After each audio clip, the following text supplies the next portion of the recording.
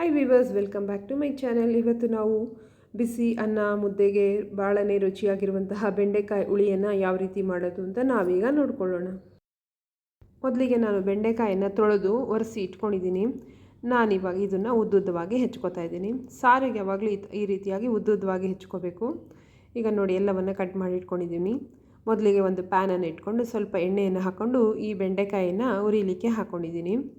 ಈ ಬೆಂಡೆಕಾಯಿಯನ್ನು ಒಂದು 5ರಿಂದ 6 ನಿಮಿಷಗಳ ಕಾಲ ಚೆನ್ನಾಗಿ ಹುರ್ಕೋಬೇಕು. ಈಗ ಬೆಂಡೆಕಾಯಿ ಉರಿಯೋಷ್ಟೊತ್ತಿಗೆ ನಾವೀಗ ಒಂದು ಮಸಾಲೆಯನ್ನು ರೆಡಿ ಮಾಡ್ಕೊಳ್ಳೋಣ.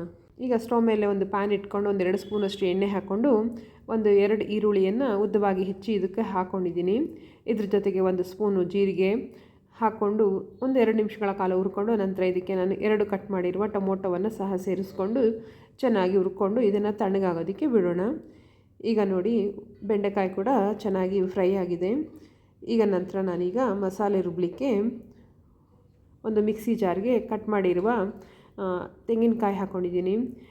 1 ಗೆಡ್ಡೆ ಬೆಳ್ಳುಳ್ಳಿ, 1 ಸ್ಪೂನಷ್ಟು ಹುರ್ಗಡ್ಲೆ, ಒಂದು ಸ್ವಲ್ಪ ಹುಣಸೆಹಣ್ಣು, ಕೊತ್ತಂಬರಿ ಸೊಪ್ಪು ಮತ್ತು ಹುರಿದಿರುವ ಟೊಮೊಟೊ ಈರುಳ್ಳಿ ಮಿಶ್ರಣವನ್ನು ಹಾಕ್ಕೊಂಡು ಇದ್ರ ಜೊತೆಗೆ ನಾನು 2 ಸ್ಪೂನಷ್ಟು ಸಾಂಬಾರು ಪುಡಿಯನ್ನು ಹಾಕ್ಕೊಂಡಿದ್ದೀನಿ. 1/2 ಸ್ಪೂನು ಅರಿಶಿಣವನ್ನು ಸೇರಿಸ್ಕೊಂಡು ಇದನ್ನು ಚೆನ್ನಾಗಿ ನುಣ್ಣಗೆ ರುಬ್ಕೊಂಡಿದ್ದೀನಿ.